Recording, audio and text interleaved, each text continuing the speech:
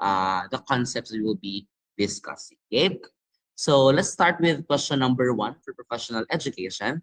Among cognitive deficiencies, what is known as the difficulty in focusing or keeping attention in learning? Okay, so as you can see nakalagay, difficulty in focusing or keeping attention. Is it A, perception grasp disorder, B, language communication disorder, C, memory breath disorder, or D, attention deficit disorder? So from the keyword, no, difficulty in focusing or keeping attention, the correct answer is letter D, attention deficit disorder. Okay? So pag sinabi nating perception grasp disorder, ito ay more on perceptual processing issues. Na pag naman po language communication, di ba language is for communication, no? So it's about ineffective comprehension of the language or using the language, no? And then next we have the memory breath disorder. Ang focus naman niya is about the working memory, no? So ito yung medyo mabilis makalimot, mga ganyan, or hindi ganoon katagal mag-retain yung mga information. Okay, that's the rationalization for the other items. Okay, but for number 1, the correct answer is letter D, attention deficit disorder. Okay, let's proceed to question number 2. On learning deficiencies, what is known as a learning disability in number operations? So pag po tayo ay merong disability in numbers or number operation, ano man tawag doon? Is it A, dyscalculia, B, dysgraphia, C, dyslexia, or D, dyspepsia? So baka dyspepsia ito. Okay, so for this one, pag po number operations, calculations, no? Rules of calculator, parang dyscalculation. Okay, so isa-isahin natin siya. Pag sinabi nating dysgraphia, okay, dysgraphia, more on writing. Okay, it's a difficulty specific to writing. So ang mga symptoms niya, cramped grip, sore hand, okay? Medyo iba-iba yung spacing nila sa letters and sentences, okay? Madalas sila magpura kasi lagi sila madalas nagkakamali, no? Nagkakamali, no? And mostly yung spelling and spelling ng words and letters. Okay? Kay dyslexia naman, this is a learning disability rin na very specific to reading naman. At yan si dysgraphia, it's a learning disability specific to writing, while dyslexia is very specific to writing, no? So ito naman yung slow and labor intensive reading, so medyo mabagal magbasa, nahihirapan magbasa, hindi makapag-pronounce ng words ng maayos, no? And sometimes may problem din siya in writing and spelling. Yun yung medyo common kay dysgraphia and dyslexia, yung common mistakes in spelling and writing. Okay? Of course, dyscalculia sa mathematics, na pag po talaga on a certain level, sobrang bagal niya pa rin in mathematics, most probably, may learning difficulty yan na dyscalculia ang tawag. Okay? Lastly, we have what we call dyspraxia. Kaya ang dyspraxia naman po is more on siya learning disability, learning difficulty, siguro siya kasi it's more on the coordination, no? Sa hand and eye coordination, hindi po ganun ka-establish pa yung fine and gross motor skills. Okay? So medyo clumsy, fatigue, or yun, kumbaga lampa in Tagalog. Ano po? Ayan. Number 3, research on the brain tell that the brain is more plastic in younger children and potentially more malleable for rerouting neural circuits. What is an implication on reading disabilities? No? So sabi, sa research, ang brain daw is more plastic in younger children. So ano daw po ang possible na implication niya pag po sa reading disabilities? Okay, so we have your 3 sentences. We have number 1, early identification of reading disabilities is very important, which is true. No? Mahalaga na at the early age, we can identify na if merong reading disability yung bata. Number 2, remediation for reading disabilities must be given as early as possible. This is also correct kasi pag early in detection, early din yung mga remediation and mga intervention na kaya natin gawin, which is true. Okay, number 3, reading disabilities in late childhood are beyond remediation. So hindi naman po, no? Kahit beyond childhood na-determine yung iyong reading disability, hindi naman ibig sabihin, hindi na siya kayang i-remediate or i-resolve. So kaya pa rin. So ibig sabihin, ang true lang po dito or ang implication lang po dito sa number 3 is yung number 1 and number 2. So the answer is letter C, 1 and 2. Okay? Next, number 4, this condition includes a wide range of disorders such as epilepsy, learning disabilities, neuromuscular disorders, autism, ADHD, brain tumors, and cerebral palsy. Okay? So ano daw po ang tawag doon sa mga condition na to na epilepsy, learning disabilities, and so on. Okay? Is it a physical impairment, neurological impairment, orthopedic impairment, or genetic disorder? So papansin natin, learning disability, neuromuscular, autism, ADHD, all of this involves complications in the nervous system, no? Involve yung nervous system sa complications sa brain and also sa mga nerves at sa spine natin. So, ito pong mga disorders na to ay papasok sa neurological impairment. Okay? Neurological impairment po yan. Okay? Let's proceed to number 5. What is the primary goal of um, inclusive education? Ano ang primary goal ng inclusive education? Is it A, segregating students based on their abilities?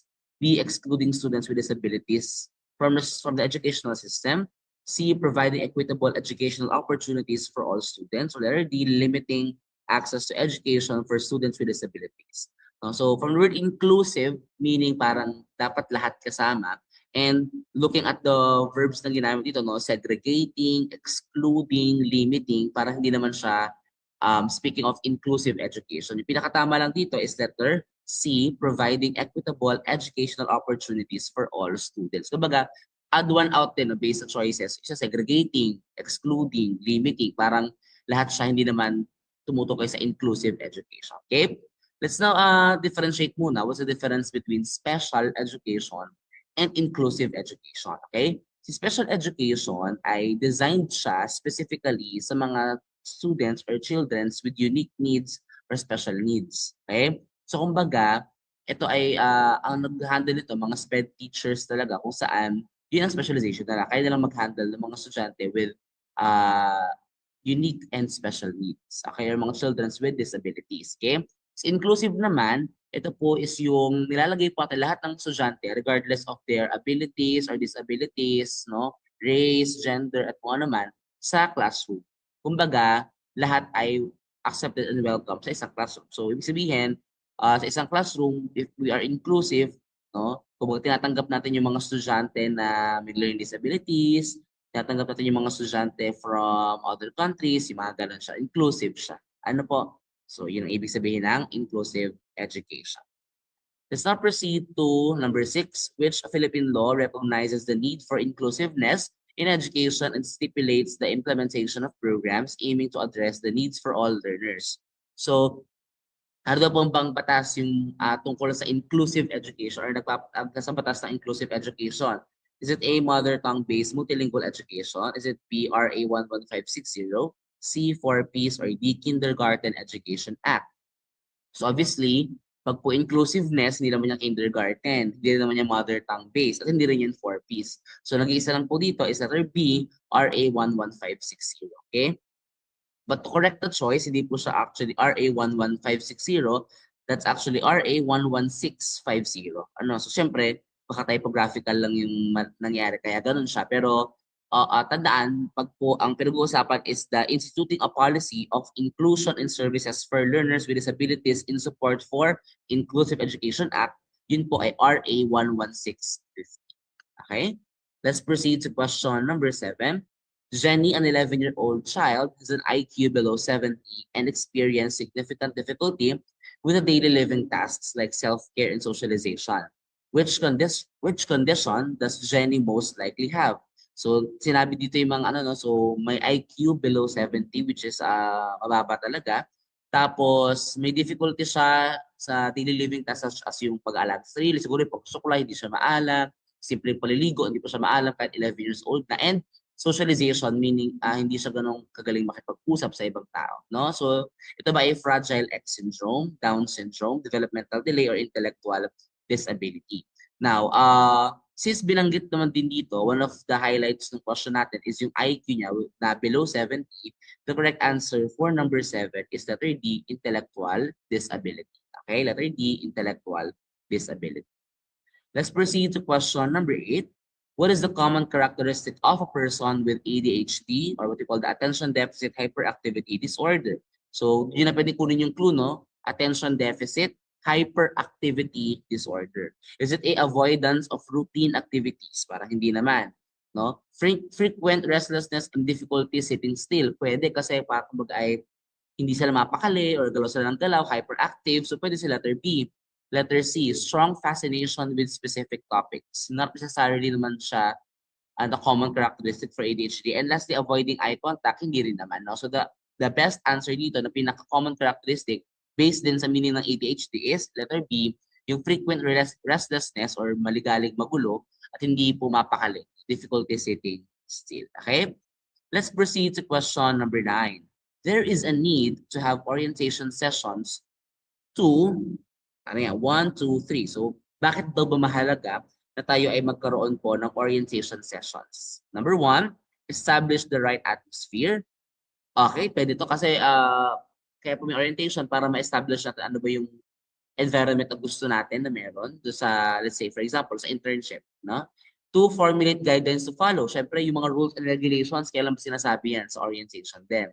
Develop good relationship, of course, para magkaunawaan ng maayos, we need to conduct orientation session. So, for this one, lahat po ito ay importante, kaya po nagko-conduct tayo ng orientation session. Okay, so we have 1, 2, and 3. Okay, let's proceed to question number 10. Why do we need to know the do's and don'ts of the cooperating school? O, pag sinabi natin cooperating school, ito yung school kung saan tayo nag-OJT or saan tayo nag-intern. Okay? So ano daw po, bakit daw mahalaga na alam natin yung do's and don'ts ng cooperating school? Okay, is it A, B, C, or D? So A, to have better relationships with the school community.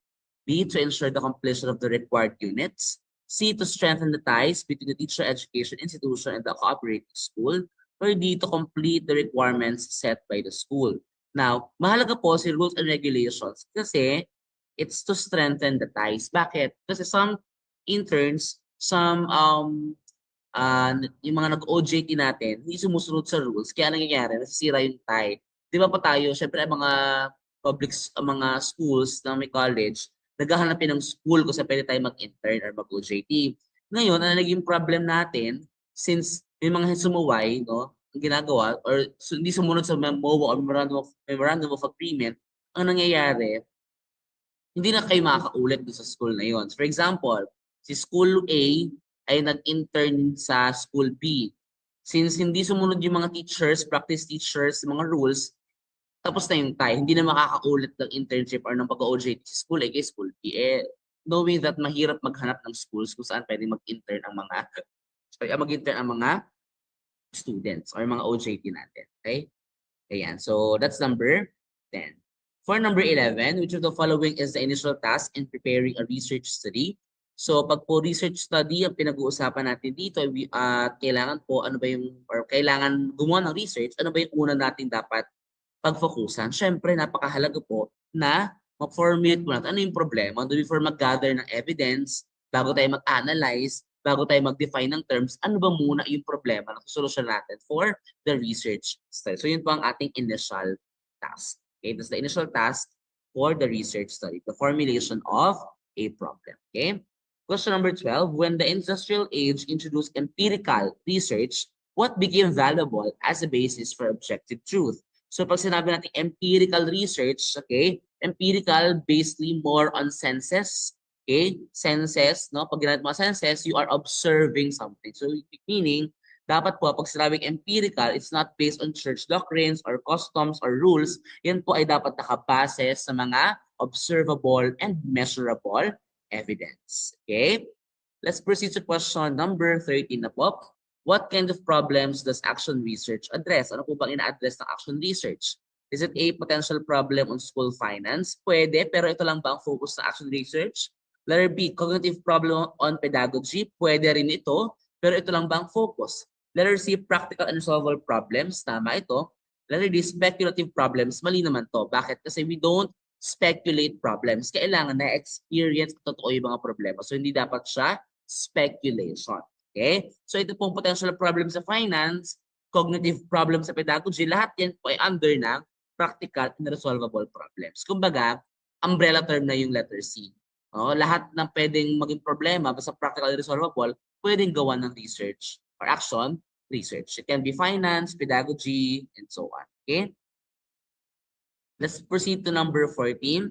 What does evidence-based practice imply? Ano bang ibig sabihin pag sinabi natin evidence-based practice?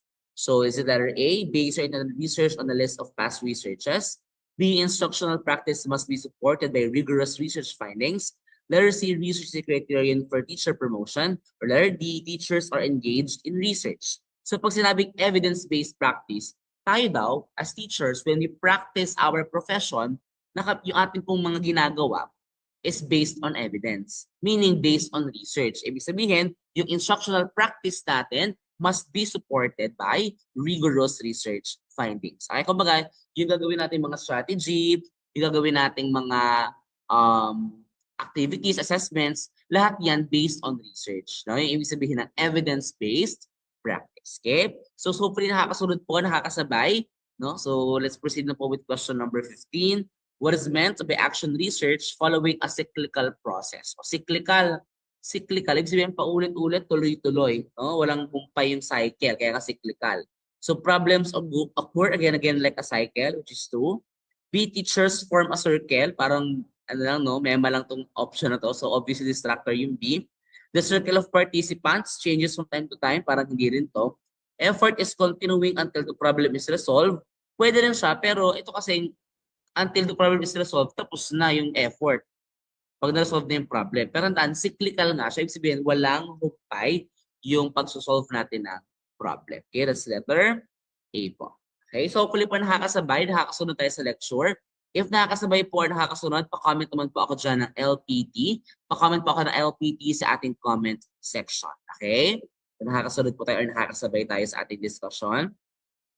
Ayan, okay. Ayan, sige po. Let's proceed na po with question number 16. What is the essence of inclusive education? Ito na, napahapyawan natin ito kanina, no, or daanan natin kanina yung inclusive education. And among the choices, no, ang the best answer would be letter C, no? When we say inclusive education, we are accepting all children, no, regardless of their race, regardless of their size, regardless of their shape, their color, their ability, or their disability. Okay, so we are accepting of all students. Okay, let's proceed to number 17. What brain disorder causes unintended or uncontrollable movements such as shaking, stiffness, and difficulty with balance and coordination? Tandaan nyo, pag brain disorder, tapos uncontrollable yung movements mo, okay, may shaking, stiffness, we call it Parkinson's disease. Okay, we call it Parkinson's disease. Okay pa? So pag cerebral palsy, siya po ay movement disorder. No? Pero hindi po siya totally brain disorder. So movement lang siya. No? So yeah, it can cause then stiffness, pero ito ay caused by brain damage before or during birth. So nangyayari talaga siya ng maaga. Ano? Before or during birth. Schizophrenia naman is mental disorder, kaya mali agad yan. Same with Alzheimer's disease, which is a neurodegenerative disorder. Sa brain din yan. Sa brain din po ang sa Alzheimer's, na. So sa memory naman yan. Number 18 tayo, what is a tool for the assessment of linguistically intelligent learners? If we have linguistically intelligent learners, what is the most or the best assessment tool we can use? Is it A, building a model, B, music listening, C, book report, or D, field observation? Okay? So pag linguistically intelligent, no, siyempre the best dyan ay mga book reports. Okay? Book reports. Okay po?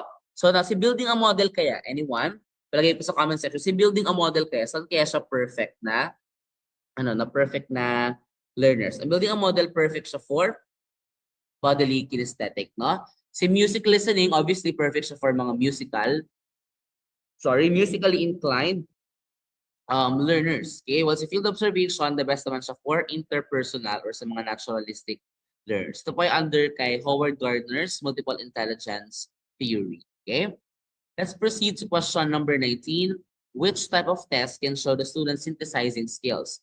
When we say synthesizing skills, ito yung ability ng students to synthesize, meaning to parang pagsama-samahin or i-generalize natin ang pag-aralan nila. No? Is it through a performance test, diagnostic test, multiple choice test, or completion test? Si completion test, ang kailangan mo lang dyan, memory recall or memorization lang para siya fill in the blank. No? Multiple choice test, hindi niya kaya ipakita kung gaano kagaling yung bata mag-synthesize or mag-generalize ng learning. Same with diagnostic test. Ang the best dito, pag synthesizing, ay mga performance test. Okay? Performance test. Let's proceed to question number 20.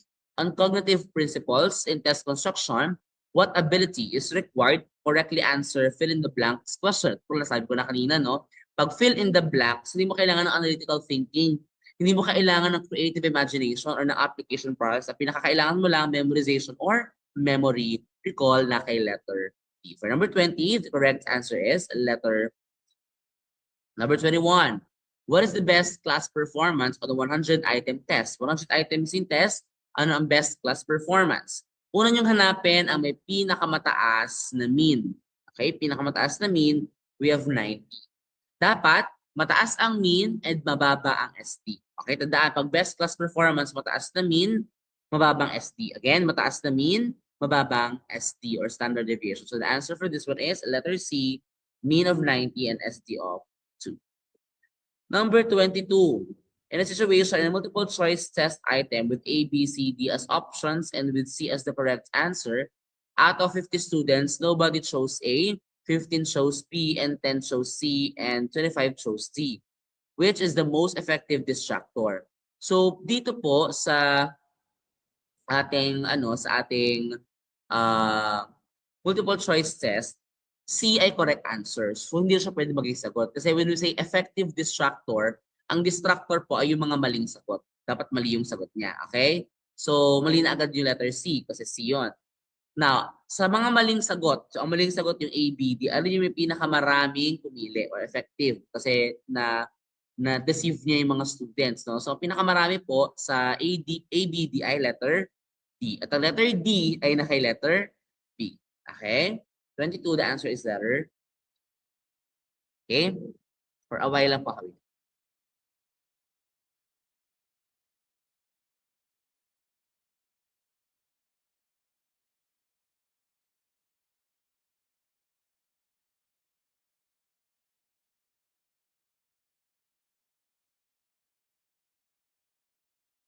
Okay, so let's continue. Let's proceed to question number 23. In standardized test, which is commonly described as did not meet expectations. So, ano ba pag sabi did not meet expectation? Ibig sabihin bagsak. Ano ba ang bagsak? Below 75%. Okay, below 75%. Ito po yung grading skills, no? So, pag below 75, failed siya or did not meet expectation, and then fairly satisfactory, 70 to 79. Satisfactory 80 to 84, very satisfactory 85 to 89, and outstanding 90 to 100.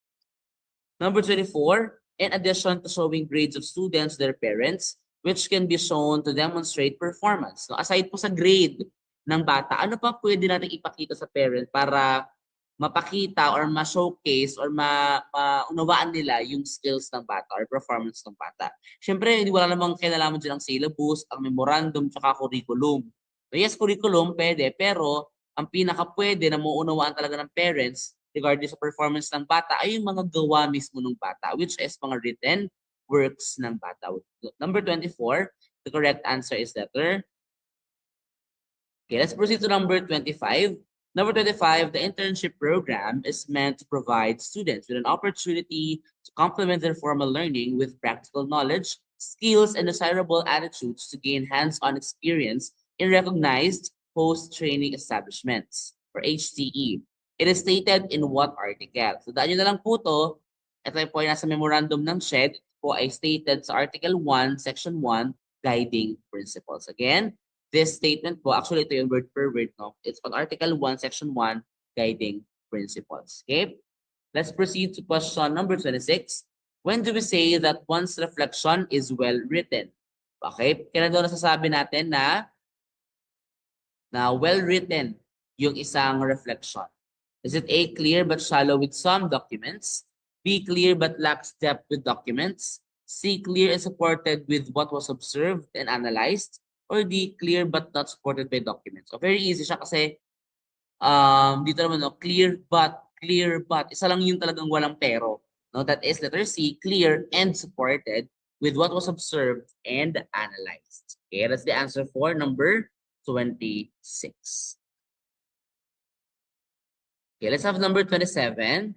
Number 27, your cooperating teacher conducted a pre-conference before your demonstration lesson. She noted that you need to improve on your teaching strategies. What should you do?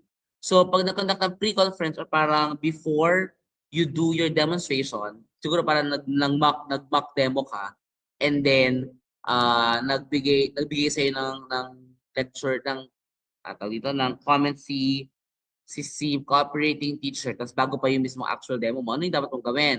So you ask help from your peers, consult your other experts, or research some strategies. Siyempre, maganda yan lahat. So the answer is 1, 2, and 3. Now, sir, paano po pagwala yung 1, 2, and 3? For me, ang pinakamahalaga dito is yung dalawa, yung 2 and 3. Consult other experts, tsaka research some strategies. Yung pinakamahalaga sa lahat. So, kung wala man yung 1, 2, 3, edi 2 and 3 yung isasagot. Okay? Number 28, learning is influenced by social interaction and interpersonal relations. Okay? So, what must a teacher do? Is it A, give more independent study? B, motivate students to reflect on how they learn? C, make the students work collaboratively? Or D, make students feel good about themselves? Of course, lahat naman yan maganda, no? Independent study, reflect on themselves, and so on. Pero ang pinag-uusapan dito, social interaction at interpersonal relations. So the answer would be letter C, make students work collaboratively. Okay? Sige. Wait nga lang po. I think may problem lang po ako sa connection. Wait lang po.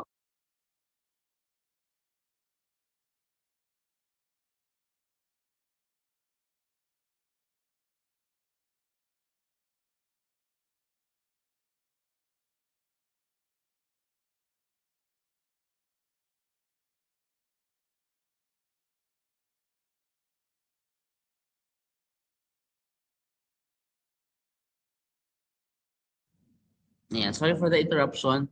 Kasi lagi nagpo-pop sa akin na medyo naglo-loading yung aking interface. Pasensya na po. Okay, sige, let's continue po with number 29 na po tayo. What is the term for achieving proper balance, discrepancy in perception and understanding in PJ's cognitive concept? Nakalagay po, balance in discrepancy in perception and understanding. Balance meaning equilibrium. Okay? So pag sinabi natin seriation, ito yung kaya ng bata mag-arrange according to size, according to number, na makukuha natin ito usually sa concrete operational stage ni John PJ. Okay? Ang scaffolding naman kay Vygotsky po ito po yung proseso ng pagtulong ng more knowledgeable other sa isang estudyante para maabot niya yung zone of proximal development. Okay? Si accommodation naman is a part of the adaptation process in PJ's theory kung saan ang accommodation, minomodify natin or binabago natin yung mga existing schema para ma-accommodate yung bagong information. Okay? Dalawa kasi yan. We have accommodation at assimilation. Pag accommodation, binabago mo yung schema mo para madagdagan ka para ma-accommodate mo yung new knowledge. Pag assimilate, there's no need for modification. Magdadagdag ka lang ng knowledge. No? Pag accommodation, mag-modify ka ng schema. Pag assimilation, hindi naman kailangan mag-modify ng schema. You're simply adding new information to your existing schemes. Okay?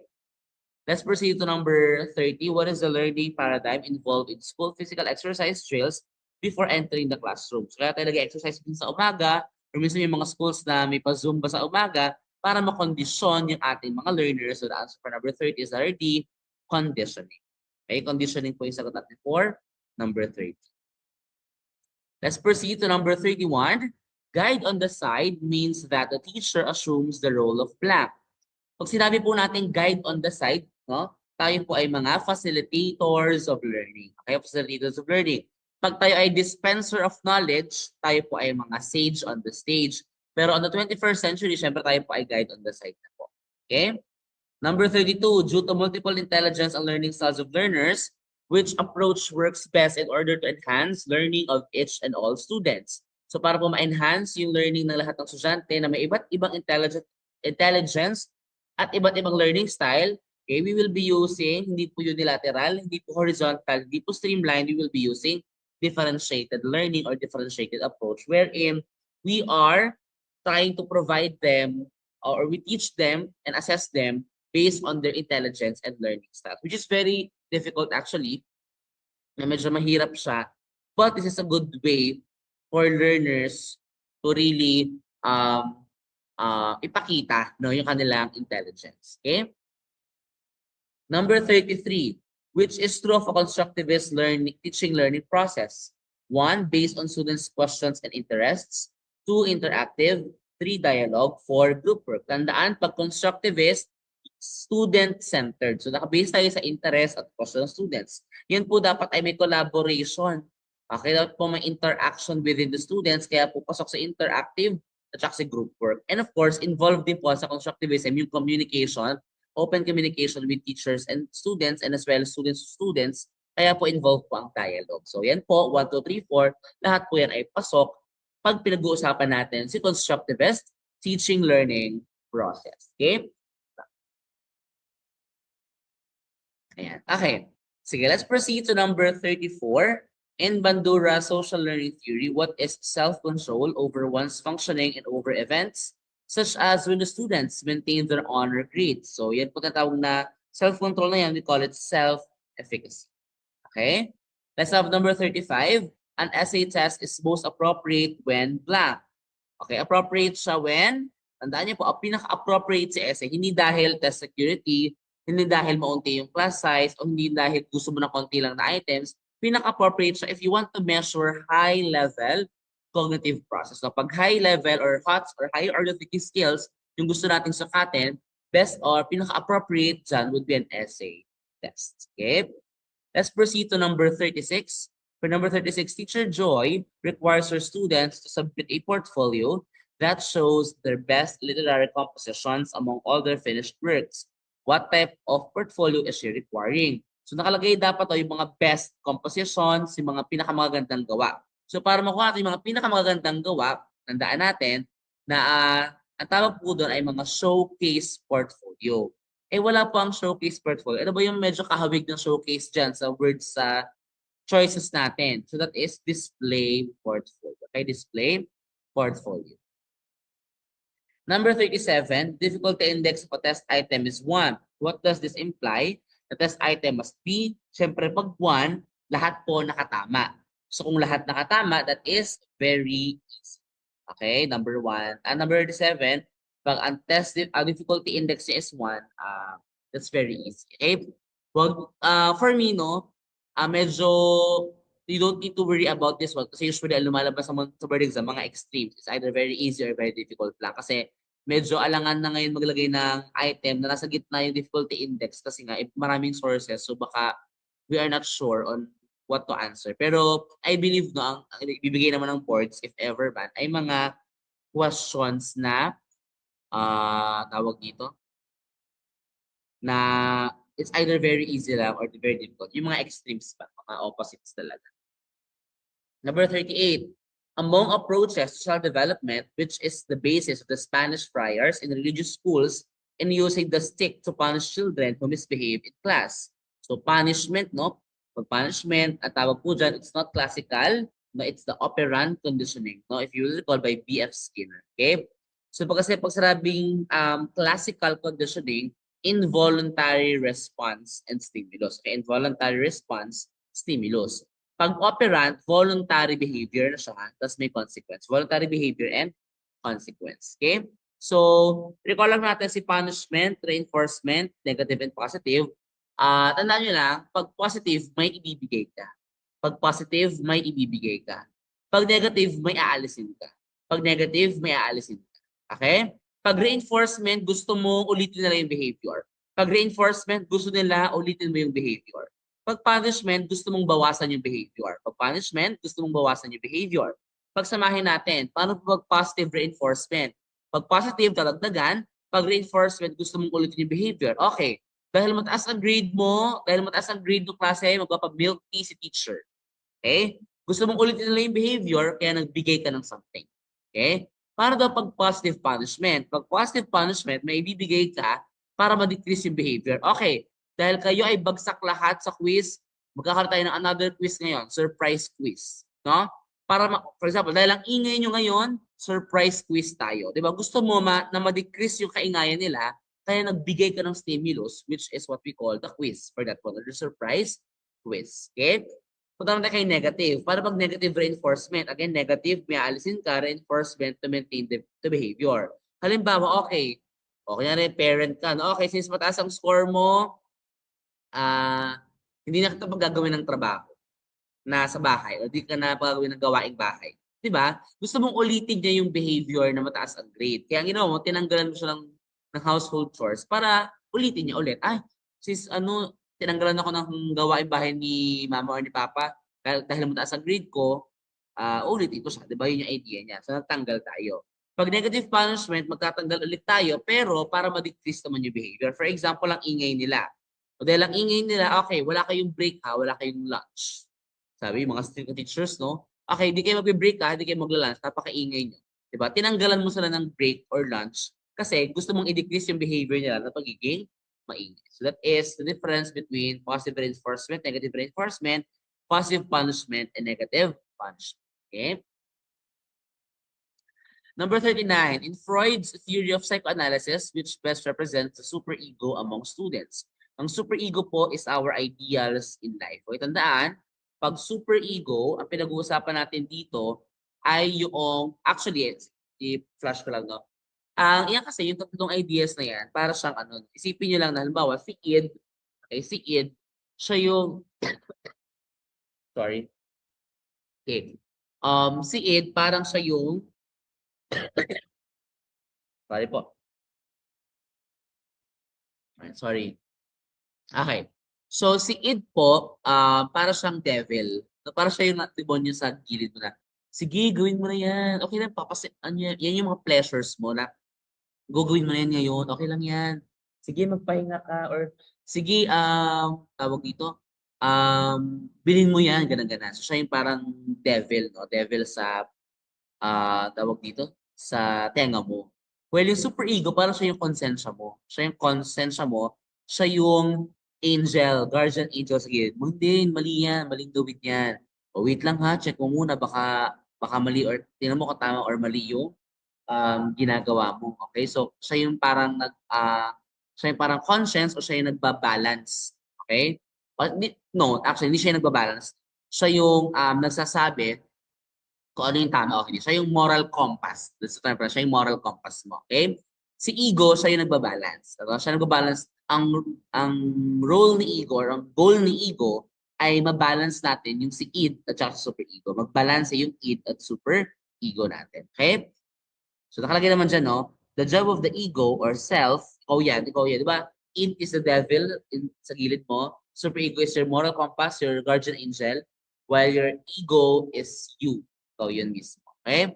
So it's to balance the aggressive, pleasure-seeking drives of the id and the moral control of the super ego. Number 40, on the age period of development, at what age should the school teach knowledge and appreciation of career and professional values? Kailan ba dapat tinuturo ang professional values? Siyempre, pagkapunta na ng adulthood, about 17 to 45 years old. Okay? Number 41, which statement on physical development of infants and toddlers is true? The cephalocaudal growth pattern shows. Sandaan nyo, mayroon tayong dalawang growth patterns. Tama, we have the cephalocaudal and proximodistal. Okay? So cephalocaudal, sinasabi niya that we develop from the upper limbs to the lower limbs. No? So, pag cephalocaudal, galing sa ulo, pababa. Ang development daw natin is from top, pababa. From head to toe. Yung development natin, yung growth pattern natin from head to toe. Okay? So, yung best example niya, yun nga, yung upper limbs munang na-develop bago yung lower limbs. Okay? The other growth pattern, we call it proximodistal. Si proximodistal naman, nag-develop daw yung ating tayo from center papalabas. No? Center then pa-outward. Ibig sabihin, for example, sa katawan natin, nag-develop muna yung sa trunk natin, sa katawan natin, bago ma-develop yung skills natin sa mga limbs. No? So palabas siya, outward siya, from the center. So that's proximodistal. Okay? Number 42, when infants are born, they immediately begin to observe the world and make sense of it through sucking, grasping, and looking. In which stage is this according to Piaget's theory of cognitive development? So, infants, actually, yun ang best keyword nyo, infants. Okay? So, we have A, pre-operational, B, in-between sensory motor and pre-operational, C, pre-sensory motor, or D, sensory motor. Doon pa lang sa stages, if alam niyo po yung mga stages ni John Piaget, mali na agad dyan si B at C. Bakit? Bakit pumali si B? Ang tinatanong, nasa ang stage? Yung in between two stages, hindi po yan stage. So, huwag kayong magsasagot ng something na in between, it depends, ganyan. Huwag kayong magsasagot agad sa board exam. Sumagot kayo ng exact na sagot. No? So, yung letter B, hindi yan exact. So, mali sa letter B. Letter C, bakit mali si letter C? Sa letter C kasi, wala po tayo tinatawag na pre-sensory motor stage. No? We start with the sensory motor stage agad. So, yun yung pinakauna sensory motor. At dyan po involve ang infants. Kaya ang sagot natin for number 42 ay letter D, sensory motor. Kasi wala tayong pre-sensory motor, hindi pwedeng in between. Tapos sensory motor is the first stage, meaning dito papasok yung mga infants natin. Okay? So ito yung nakalagay na Piaget's cognitive development pag sensory motor 0 to 2 years old. Ang pinaka na-develop po pag sensory motor ay object permanence. Okay? So object permanence, ito yung alam ng bata na nandyan pa yung gamit kahit nalaglag. So for example, may dedehan, yung kanyang dedehan. Inalis mo sa paningin niya, tinago mo sa likod mo. Kahit na tinago mo sa likod mo, alam pa rin niya na nandun pa yung dedehan somewhere else. Kaya po yung develop sa sensory motor stage. Okay? Next po is pre-operational. That's 2 to 7 years old. Ang develop naman dyan is conservation. Ano po yung meron kay conservation? Si conservation po, ang meron dyan is that dapat daw po alam ng bata or alam ng learner na for example, 1 kilong pako, 1 kilong bulak. Alam nila na dapat pareho lang ang bigat no kasi pareho tig 1 kilo. Or halimbawa ay yung 100 ml na tubig ay nilagay sa isang manipis pero mataas na baso sa isang makapal na maliit na baso.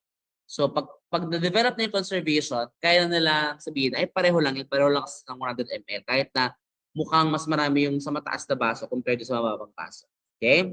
Concrete operational naman, they learn concepts through concrete situations. Okay? Kumbaga, natututuhan nila yung mga bagay through real things o sa mga bagay na nahahawakan nila, physically na nahahawakan o sa mga konkretong explanation. So, ibig sabihin, maganda para ma-develop to sa cognitive operational, natututo sila pag kinoconnect mo sa real life, pag konkreto, at also nahahawakan nila or meron mga realia na gamit or may physical things na ginagamit na hinahawakan. Okay?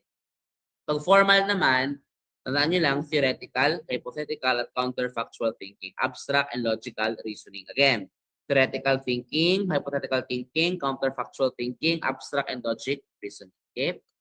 Number 43, it is good to give students creative learning tasks because, okay, it's good to give them creative learning tasks because it aids stimulation. Okay, it aids stimulation.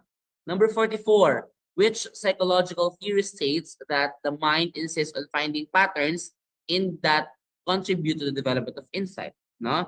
Pag po patterns, tapos psychological theory, patterns, tapos psychological theory, that is the Gestalt psychology. Okay, Gestalt psychology. Okay? Si Kohlberg po ay moral development theory yan. Si Brunner po ay sa modes of representation at si Piaget naman po yung kanina. Yung kay Brunner po yung you will recall yung enactive, iconic, symbolic. Si kay Kohlberg po yung may 3 stages tapos may 2 levels each stage. Okay? Na moral development. Okay?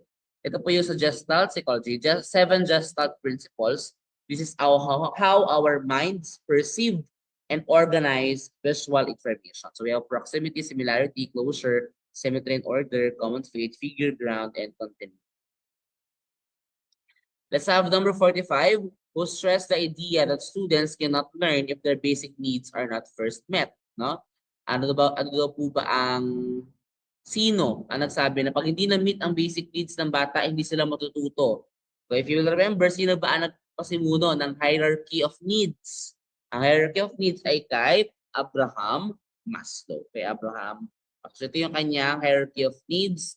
Okay, we have the physiological needs, safety needs, belongingness and love needs, esteem needs, and self-actualization needs. Okay? So ano po kaya, okay, since ito ay ina-apply, actually si Abraham Maslow hierarchy of needs ay ina-apply din po sa mga schools, especially sa mga DepEd public schools. Okay, ano kaya ang best example ng programa sa DepEd o programa sa public schools na in-emphasize nila ang hierarchy of needs ni Abraham Maslow? Ano po kaya yung best example na pwede nating isipin na ito kaya pala ina-apply sa public ang hierarchy of needs, no? Ito yung programa na in response to a hierarchy of needs. Okay po? Okay, the correct answer is feeding program. No, yun ang best example talaga, feeding program. Kaya kumbaga parang hindi mo natuto ang bata kung gutom sila. Kaya nagpapa-feeding program sa DepEd schools, no? Okay, si Miller's model naman, it's about the professional authenticity. It's how a professional moves from cognition to behavior. A professional moves from knowing something, from knowing how something works, shows how it works, and then does it. Ginagawa na. So from cognition to behavior. Pag naman Thorndike's laws of learning, we have law of effect, law of exercise, and law of readiness. So law of effect, pag po maganda yung naging resulta, possible na maganda yung naging effect ng ginawa nila, baka ulitin nila yun. Law of exercise naman, para ma-retain yung information, kailangan siyang ulit-ulitin or gamitin lagi or exercise or routine. No? Pag readiness naman, dapat po ang mga bata ready, no, or conditioned bago mag-start yung lesson. Okay? Number 46. The learner's mind takes the information, processes the information, then uses the information for learning, which learning theory is explained. So, kung ang utak natin, kinukuha yung information, pinaprocess yon at tapos ginagamit yung information na yun for learning, ano daw pong learning theory yung pinapaliwanag niya. Okay? So, puro kay utak, puro information, that's information processing theory under ng cognitivism. Kasi sa brain usually involved, about processing the information. Okay? Number 47. And before that pala, so ito yung rationalization. Progressivism is more on experiential learning and active engagement. Behaviorism, na-discuss natin siya kanina, and same with constructivism. Na-discuss na naman siya sa mga previous items. Okay? Number 47, with the influx of technology in the 21st century, how can students be best re-educated on the ethical use of social media, such as Facebook and mobile texting? So para ba natin tuturuan ng mga bata, no? Or para ma-re-educate sila, of course, we try to integrate social media competencies in the curriculum. Ibig sabihin, slowly or from time to time, we remind them at isama natin siya sa curriculum para relevant pa din yung ating curriculum. Kasi yun nga, relevant din yung involvement of social media on the 21st century. Ano? Ayan. Let's proceed to number 48. When you receive a suspicious email asking you to withdraw a big amount from a prestigious bank upon winning the grand prize in an automated raffle, which you know you have not participated in, what would be your first immediate move? Actually, this item ay lumabas sa board exam namin September 2023. No? So ano kaya ang sagot dito? Ignore the email, do not open it and delete right away. Take the email and verify it with the concerned bank. Contact the owner of the email. Mali agad yung contact the owner, mali agad. Take the email and transact immediately. There's no harm in trying. Wag po yan. Suspicious email yan. So mali. Yung CND mali agad yan. So dalawa lang yung pinagpilian ko. Nung nag-take ako ng board exam, dalawa na lang pinagpilian ko. It's letter A or B. And then I realized, mali pa rin talaga mag-take ng email kasi baka nga may virus din siya. Okay? So the best way talaga is to ignore the email and do not open. Delete mo agad-agad. Okay? Let's proceed to question number 49. If you employ song analysis as teaching strategy, you would like to look for an old-time folk music. Which media tool will you utilize? So of course, that is media tool, that's Spotify. Okay, media tool, Spotify. 50. Why did a math teacher choose a web application that helps his students gain arithmetic skills through a game where players earn tokens and feel they are successful through a fun experience? Okay? Bakit kaya pinili ni math teacher yun na magpalaro siya para matuto yung mga bata? Of course, kasi paglaro, okay, paglaro po yan, tuwang-tuwa ang bata, engage na engage yung bata. Okay? Number 51, how are massive open online courses or the MOOCs delivered to the learners of all kinds? So yung mga students, retirees, so, nakalagay naman dyan, massive open online. O, ang tanong, paano ba dinadeliver? E di online. Ano ba yung online? E di through the internet. Okay?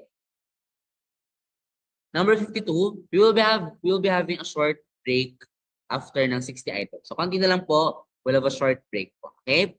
Number 52, which of the following is significant or related to social-emotional development in the child? Pag po socio-emotional, it's not learning the alphabet. It's not uttering the first word, mommy. It's not crawling on one stick. Kasi ito ay more on sa verbal, sa physical. Ang socio-emotional dito is, of course, being attached to parents. Okay? So, kung laging hanap si mama, laging hanap si papa. Ano po? Number 53, on periods of development, what feature characterizes the child in early childhood?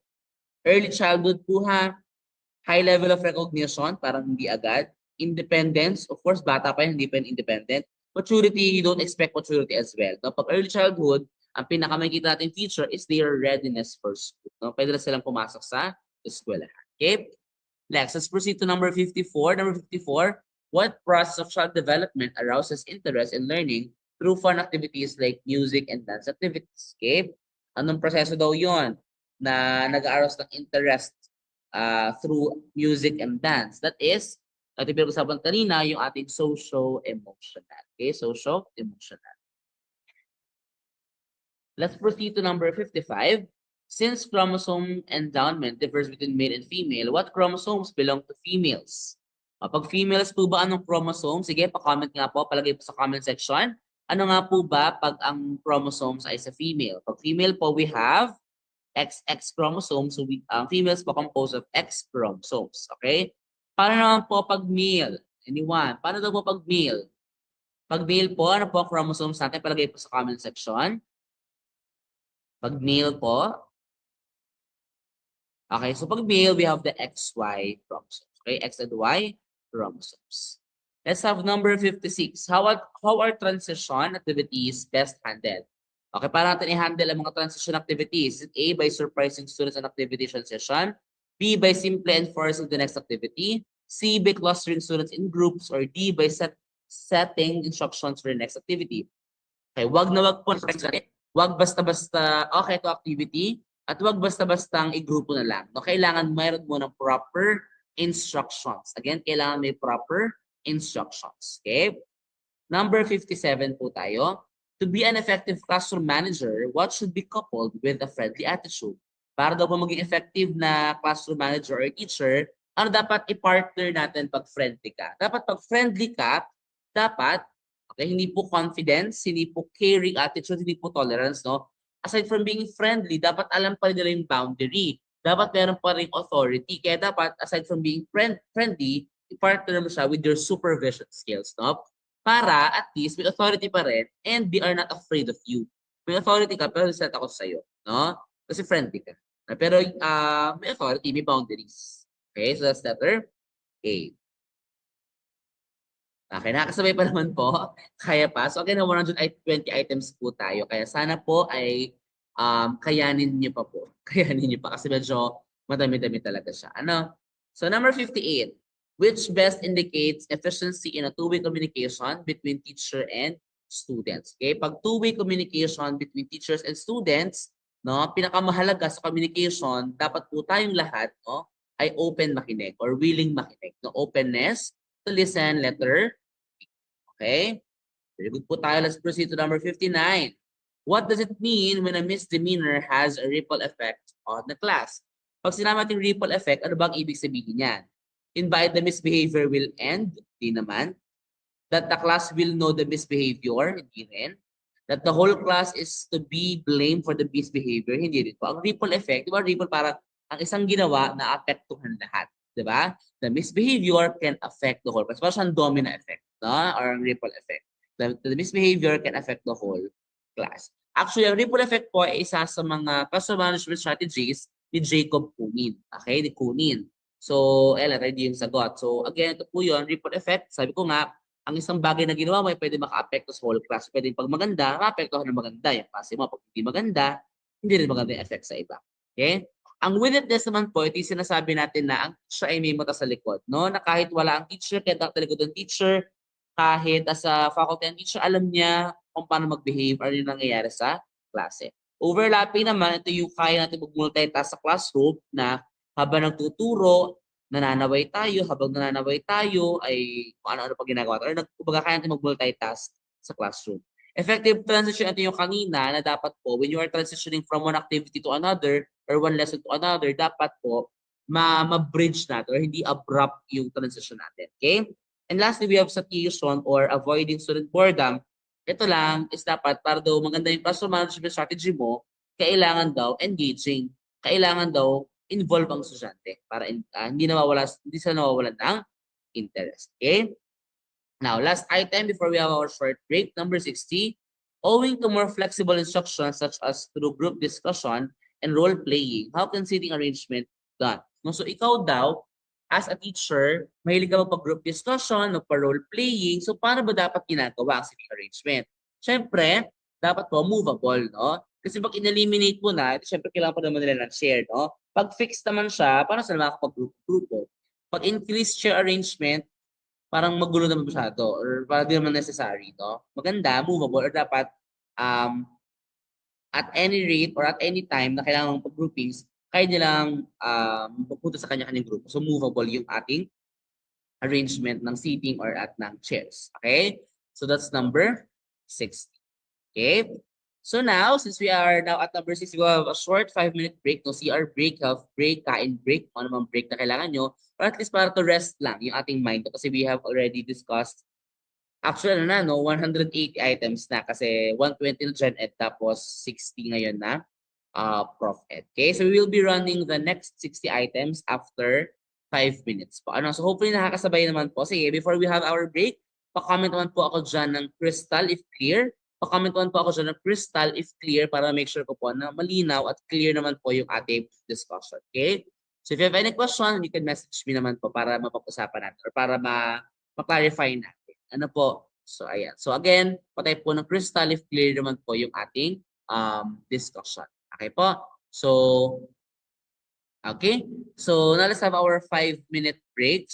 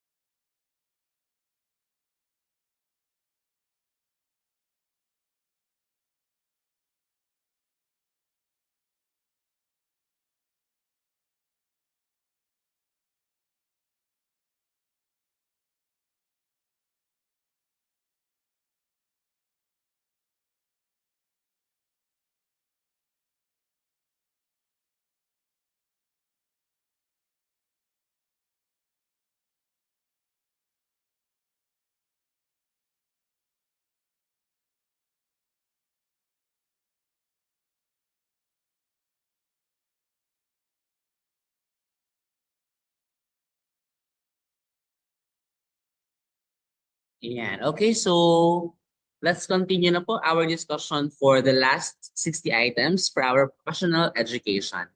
Okay, let's have number 61. What is the concrete instance of flexible learning? So ano ba yung best example ng kung saan nangyari yung flexible learning? Of course, that is on letter B, online learning during a COVID-19 pandemic. Talagang dyan nasukat talaga yung flexible learning talaga natin. Ano po? And nag-arise din siya on different platforms hanggang ngayon na kahit post-pandemic na, di ba? As you can see, we are doing our lectures online. Okay, may mga schools pa rin na hybrid pa rin, may online classes pa rin. So as you can see, naging great option din siya afterwards. Okay, number 62, ito. What should all teachers and students of the 21st century strive to become? Ano ba dapat yung ina-aim natin? Do we strive to be digital natives, bloggers, citizens, or immigrants? Okay? Pag sinabi natin digital natives, ito yung mga pinanganak na may advancement ng technology. Kumbaga sila yung pinanganak na may tablet na, pinanganak na may cellphone ng hawak. Parang gano'n, na nabuhay sila on the era kung saan sobrang advanced ng technology or talagang kalat na widespread na yung paggamit ng technology. Pag sinabing digital immigrants, most probably ito yung mga tanay, tatay, lolo't lola natin na pinanganak kung saan wala pa o hindi pa ganun ka-widespread ang technology, hindi pa ganun kalawak yung paggamit ng technology. Tapos ngayon, buhay pa rin sila na meron ng advancement ng technology. So mga immigrants sila, okay? Pero tayo po, as teachers and students of 21st century, we should strive to become digital citizens. Okay, digital citizens. Number 63, what is the most common problem among learners with this new normal learning system? Ano common problem sa mga learners natin in the new normal? That is, okay, as you can see sa mga outputs, lagi na lang i-generated, lagi na lang copy-paste, rampant plagiarism. Okay, usually mga outputs ng mga bata ngayon, pina-generate na lang sa AI lahat ng essay pinagawa na. No, it's not bad to use AI, but we should also consider na kailangan may tutuhan pa rin yung mga bata. Ano po? So parang guide lang dapat natin si AI. Ano nangyari si AI na yung gumagawa ng lahat. Ano po? Number 64, as technology is applied in education, which of the following is the most limited in terms of the amount of information that may be transmitted through its use? Limited in terms of the amount of information. Of course, hindi po yan internet. Ang internet information superhighway yan.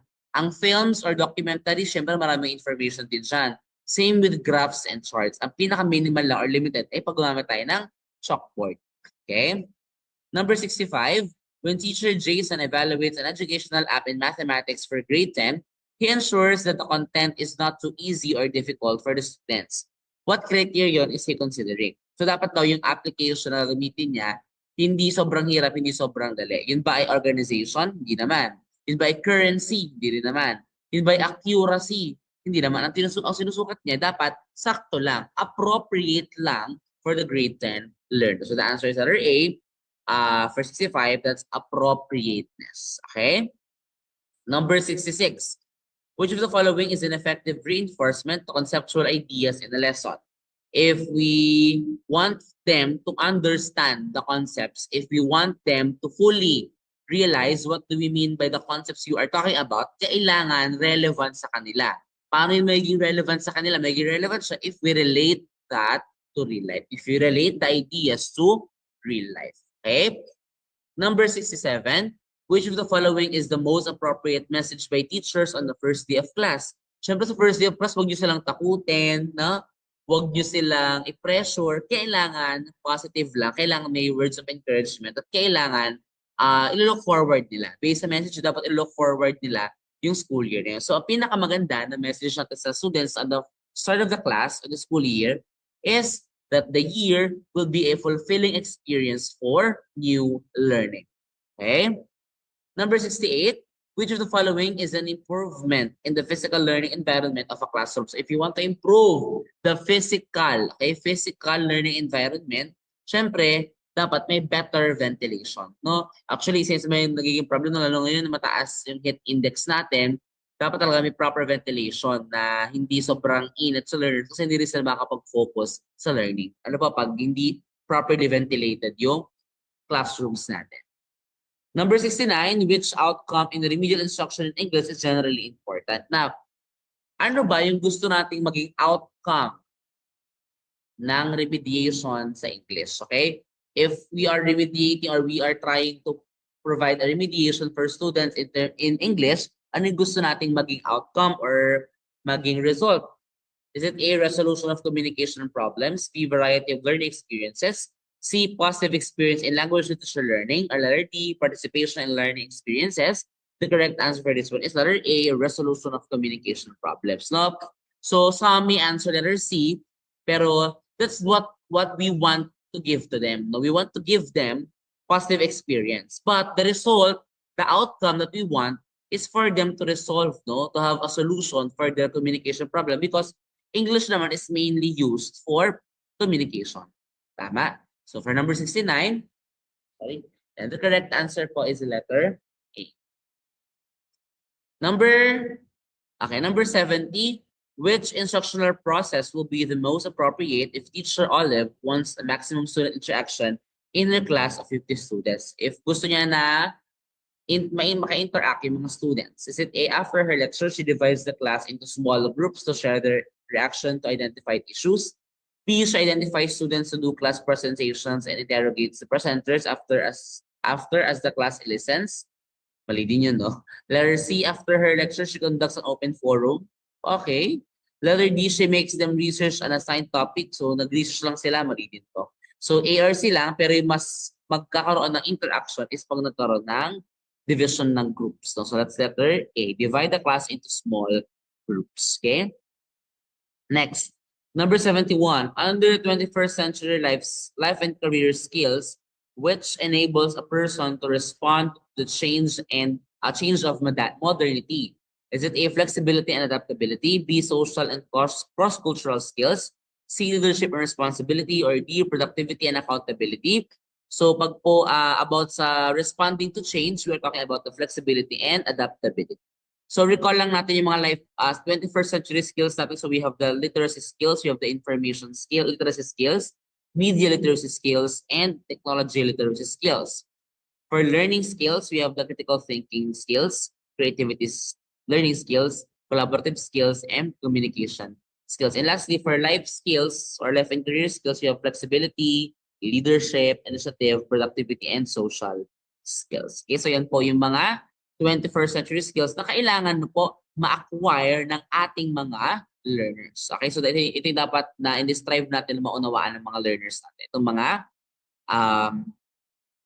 21st century skills po.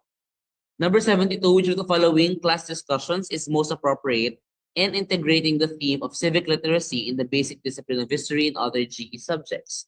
So for this one, para po ma-integrate natin yung theme ng civic literacy sa history and GE subjects, of course, we want to, or we will try to let them know how democracy is vulnerable in a corrupt nation. Okay, that's letter A.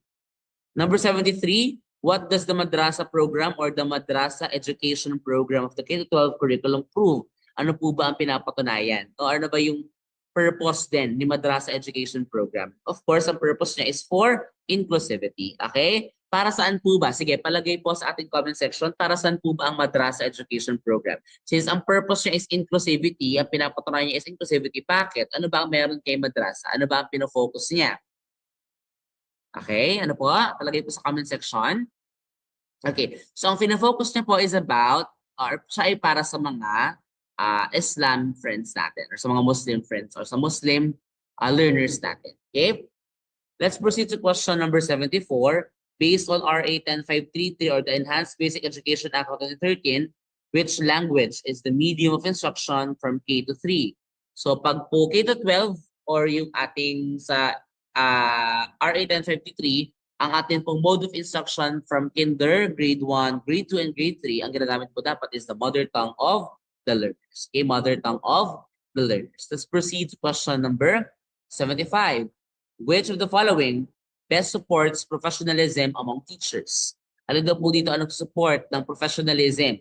Okay? Is it directions laid down by school principals and supervisors? Not really. Policies responsive to the teacher's professional competencies. Pwede po ito kasi yung mga policy about sa competency, professional competency ng mga teachers. C, integrity of top education officials, not really provision of academic financial support for schools, hindi rin naman. Kasi ang pinag-uusapan dito ay professionalism. So dapat, ito po ay letter B, policies responsive to teachers' professional competencies. Okay? Let's proceed to number 76, which is a ground for the revocation of a professional license. Okay, ano po ang ground para ma-revoke, okay, yung ating license? Is it courting a student, habitual tardiness, habitual use of drugs, or unexcused absence in school? So tandaan po, ma-revoke po yung ating license if we are habitually using drugs. Okay, illegal drugs to be specific. Okay. Number 77, which trait shows that a teacher has empathy towards learners or students? So is it A, strength and conviction, B, caring and love, C, loyalty and affinity, or D, discipline and fortitude? Nakalagay empathy. Empathetic meaning we are trying to understand them, or parang we are trying to put ourselves on their shoes. No? So pag may empathy ka, of course, yun po ay caring and love. Okay, caring and love. Let's have number 78. A teacher is a trustee of the cultural and educational heritage of the nation and is under obligation to transmit to learners such heritage. Which practice makes the teacher fulfill such an obligation? Is it A, use of interactive teaching strategies, B, facilitate discovery of values from history, C, adopt the latest educational technology, or D, observe continuing professional education? Lahat naman siya magaganda, pero pinag-uusapan cultural and educational heritage. So dapat po, connected din dun yung sagot natin. And that is letter B, to facilitate discovery of values from history. Okay? Number 17, kasi lahat naman yung maganda, pero again, ang pinag-uusapan sa STEM, sa question, is yung cultural and educational heritage. Okay. Number 79, whose curriculum development model begins with determining the objectives and ends with evaluating effectiveness? Pag nagsisimula po sa objective, that is Tyler's model. Okay, Tyler's model. Okay. Yung kay Oliva po, that's Olivia. Yun po ay Oliva, si Peter Oliva. That's 12-step model on continuous improvement ng curriculum through feedback and revision. Pag Tyler, yun yung linear approach. Starting siya from setting objectives, selecting experience, organizing the experience, and evaluating the outcome. So 4 steps lang talaga siya. Setting the objective, experience, organize, and evaluating outcome. So tawag dito actually ay top-down approach kasi mga taas, pababa. From the management, pababa sa teachers. No? Ang Wheeler's model naman is it's a cyclical model. Kaya nyo lang, Wheeler, cyclical. Okay? 5 stages siya na about sa or allowing or focusing on the continuous feedback and revision. Kaya siya ko cyclical, no? Kasi you continuously feedback, revise, and revise the curriculum. No? Tabas model naman, teacher-centered. Ito po ay bottom-up. So, nag-start siya with the diagnosis of needs. Nag-start siya na i-diagnose muna yung needs bago i-build the objectives, bago i-select yung mga learning experiences. No? Ang kay Taba po, tinatawag din siyang grassroots approach. Number 80, when teachers conduct a series of evaluations to determine the extent of teaching, what must be implemented? Okay? If we are conducting mga evaluation, mga assessment, syempre ang tawag doon ay assessed curriculum. Okay? Pag hidden curriculum, yan po ay mga unintended lessons at mga unintended values na natututuhan ng estudyante sa atin. For example, lagi tayo nagpapasa on time. Diba? Hindi naman natin tinuturo yung discipline, pero since yun ang ating rule na on time dapat lagi, hindi mo directly tinuturo yung discipline, indirectly, tututuhan ng bata yung discipline na magbasa on time kasi pinapractice mo siya. Okay? Ang learned curriculum naman, ito yung mga natutuhan ng bata. Pag ang bata natuto sa curriculum, learned curriculum. Ito yung mga na-retain or mga natutuhan ng bata. Okay? Taught curriculum naman is yung ating mga instructional materials, books, lahat ng ginagamit natin to deliver or to teach, to deliver our lesson. Okay? Wait lang po.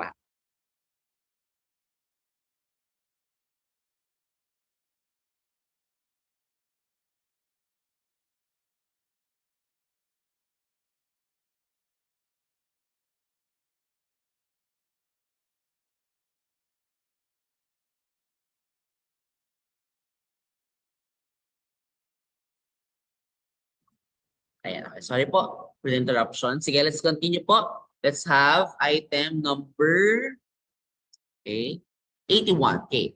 For number 81, in designing a curriculum, which is the component that regulates weekly, semestral, and annual schedules for curriculum implementation. So pag po mga yun, nakalagay, weekly, semestral, annual. So syempre, hindi yan learning outcome. Hindi yan subject matter. Hindi yan assessment. Yan po ay time frame. Okay? Time frame. Number 82, several stakeholders influence the school curriculum, but which, next to the learners, are primarily important to school curriculum implementation. Siyempre, ang pinakamahalaga sa curriculum implementation ay yung mga learners natin kasi sila yung mga ka-experience ng curriculum. Pero sunod sa kanila, sino yung sunod na importante? Siyempre po, isa sa mga kailangan natin consider na stakeholders sa curriculum implementation aside from the learners ay siyempre yung kanilang mga respective parents and respective guardians. Okay? Let's have question number 83. Does the solution of getting more funds directly and immediately solve the problem of a totally irrelevant school curriculum? So, sapat ba na, for example, irrelevant yung curriculum, ibig sabihin ay hindi na siya significant for the learner, sapat ba na magdagdag tayo ng fund? Sapat ba siya as a solution? Okay? So, the correct answer is no, of course. Huwag kayo sagot ng partly ha. Partly yes, partly no. Huwag po kayo sagot na ganyan. Dapat po ang sagot nyo ay confident no? Or exact na yes or no. Okay? So, no. Siyempre, hindi naman sapat na budget lang para po masolusyonan yung totally irrelevant na school curriculum. Okay? Number 84, the curriculum is defined as the total learning experiences of the children in the school. Which part of the curriculum assures these experiences? Pag po pinapa-experience natin sa bata or na-experience na ng bata yung nilagay natin sa curriculum, ibig sabihin, we are already implementing the curriculum. So that is curriculum implementation. Okay, that's number 84. Okay? Number 85, how can schools effectively adopt the protection of Mother Earth along with sustainable development of United Nations? Is it A, integrating ecological values in the curriculum, B, changing textbooks into modules, C, introducing gardening as a school subject, or D, contributing plants for the school grants? Now, when you say effectively, if you want to effectively teach them, dapat po mag-start siya with awareness or dapat alam nila yan in the first place, no? So hindi pwede mag-contribute lang ng plants kasi hindi lang naman yan ang solusyon para proteksyonan yung Earth. Hindi lang naman yan ang Sustainable Development Goals ng United Nations. Yung gardening, hindi lang din yan. Part yan, pero hindi lang yan. No? So mahalaga, we integrate the ecological values kasi if we're able to integrate ecological values, if you're able to make them understand the importance of protecting Mother Earth and the importance of the Sustainable Development Goals, they will take such measures. No? Sila na yung kusang magagawa ng measures to protect Earth and to attain the Sustainable Development Goals. Tama po? So the answer po, or the best answer for this one is letter A, integrating ecological values in the curriculum. Okay? At number 86, what does the Code of Ethics for Professional Teachers say about corporal punishment? No? So a question muna. Sige, pakalagay sa comment section. Pwede po ba, according kay Code of Ethics, ang corporal punishment? Again, yes or no? Yes or no, pwede po ba ang corporal punishment? Kasi yung letter A, bawal, letter B, bawal, letter C at D, pwede daw ang corporal punishment. So, pag nalaman natin kung pwede o bawal, at least 2 answers lang yung pwede nating basahin. Pwede ba o hindi? Hindi po. No, hindi po pwede. Bawal po ang corporal punishment. So, ang choices na lang natin is A and B. Okay? So, tingnan natin, a teacher shall not inflict corporal punishment on offending learners, but he can make deductions. So, mali din. So, sa letter B po yung pinaka-correct. No? A teacher shall not inflict corporal punishment on offending learners, nor make deductions from their scholastic ratings as punishments. Okay? Number 87, the following support the statement, every teacher shall be physically, mentally, and morally fit, except for. So, kaya physically, mentally, and morally. So, una, conduct a neuropsychological exam is one of the requirements in applying for teaching profession. Tama, kasi dapat physically, mentally. Conduct X-ray test, urine test, hepatitis test, and so on. Of course, physically din yan, so pwede rin yan. Must be able to identify one's blood type. Importante ba ang blood type? Ba ikaw ba ay blood AB? Bawal ka na maging teacher, di ba? Hindi naman po. So, Hindi siya kasama. And of course, dapat kasama po yung drug test, negative drug test. So ang sagot po is letter C kasi hindi naman siya kasama doon sa statement na every teacher shall be physically, mentally, and morally fit. Number 88, what is known as self-appraisal? For professional growth that is acceptable and useful for recognizing weakness and strengths for a new beginning teacher. So pag sinabi ng self-appraisal, kalagay na naman yung word, self-appraisal. Now, ang self-appraisal, that is self-evaluation. Okay, self-evaluation. Okay, let's have number 89. Number 89, once a teacher, forever a student. Once a teacher, forever a student. What does the statement imply about quality personal and professional development for teachers? Is it A, teacher continues to teach despite the pandemic? Parang hindi naman, no? The teacher chooses to continue learning from various resources to improve himself or herself. Tama to kasi kaya nga forever a student kasi teachers are still learning. Letter C, teacher reflects on what students share during online class, not really. Letter D, teachers must be exposed to his or her students all the time. Hindi rin po. So pag sinabi po natin once a teacher, forever a student, syempre tayo po as teachers, patuloy na naghahanap ng mga avenues for us to continuously learn. Okay? So pwede siyang through online courses, pwede siyang through graduate studies, pwede siyang through seminars and webinars. Okay? Number 90, under the Philippine Professional Standards for Teachers or the PPST, they are professionally independent in the application of skills vital to the teaching and learning process. Mas sabing independent, okay? Is it proficient teachers, beginning teachers, highly proficient teachers, or distinguished teachers? Tandaan nyo, pag po ang keyword ay independent, they are independent on their tasks, no? Ayan po ay mga proficient teachers. Ito yung mga salient feature ng mga teachers. Ito ay mga hierarchy, no? So pag beginning, they are just learning the basics. Pag proficient, they are independent with their skills. Pag po highly proficient, sila ay support, sila yung mga tumutulo, sila yung mga nagme-mentor ng beginning teachers. Ang distinguished po sila yung mga leaders. No? They are the inspirational leaders, sila yung mga principals natin, school heads, mga education program supervisor, mga superintendent, and so on. Okay? Next, number 91.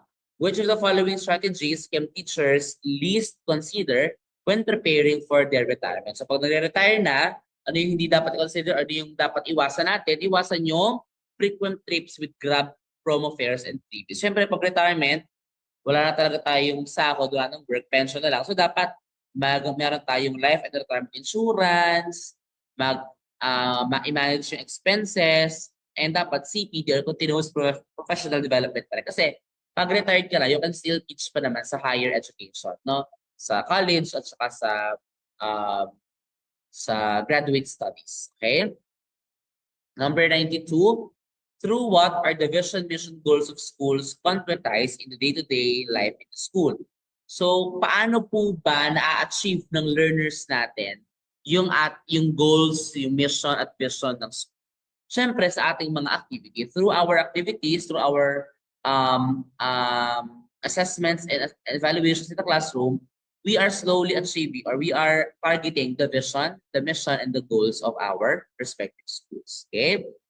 93. The class of Miss Cruz enjoyed the interactive discussion of an interesting topic that caused overtime, which delayed the next class with Mrs. Mata. What best attributes from two teachers must emerge in this situation to avoid unhealthy confrontation and relational conflict? So para po maiwasan, yun po mga conflict, no, in terms of tawag dito, in terms of teachers na nag-overtime, kasi hindi maiwasan kahit ngayon na actually by experience na hindi maiwasan mag-overtime ako or yung co-teachers ko mag-overtime.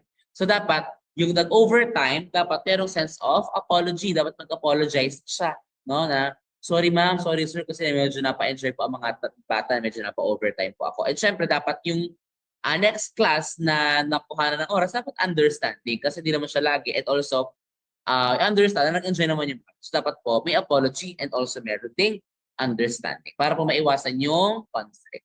Okay? Let's have question number 94.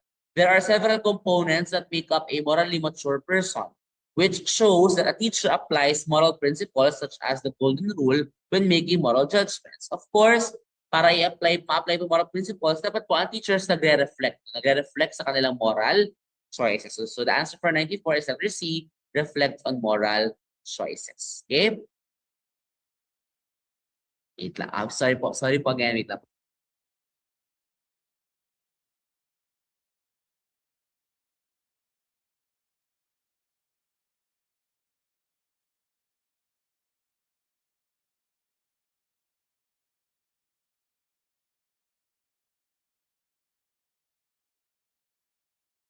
Okay, sorry for that.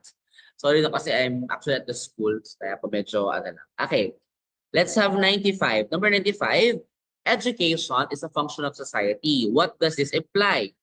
So it implies that citizens are taught what society considered most important. Tama. Ang tinuturo po dapat ay kung ano ang importante sa society.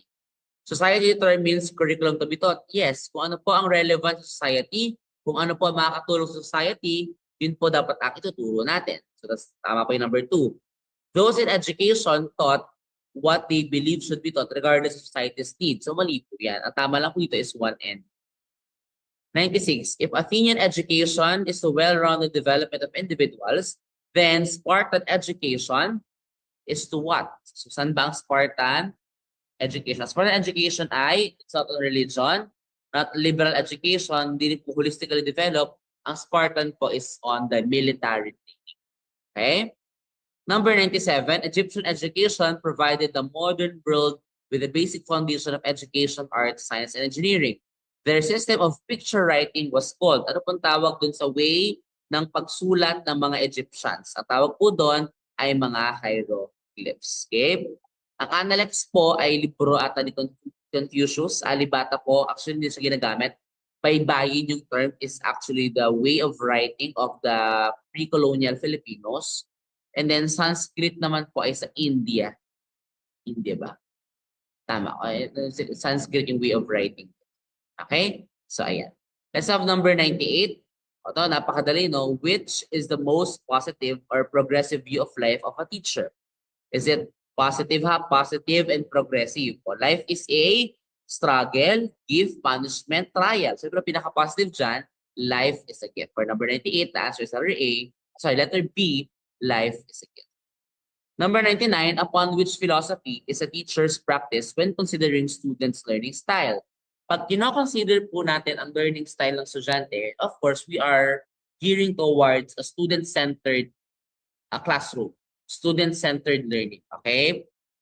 So, pag student-centered, alin po dito ang student-centered? Actually, isa lang pong student-centered dito, that is progressivism. Yan lang po ang student-centered. Pag essentialism, obviously, focusing on the core knowledge, the essentials, yung mga pinaka-importante. Pag naman po naturalism, experiences, and nature. More sa environment siya. Okay? So, ang progressivism, again, student-centered. Ang focus niya is critical thinking, problem solving, and real-world application. Number 100, which philosophy of education is John Dewey known for? So, si John Dewey kilala sa field ng progressivism. So, talking about progressivism ng number 99, ang pinakakilala po na theorist for that or na philosopher or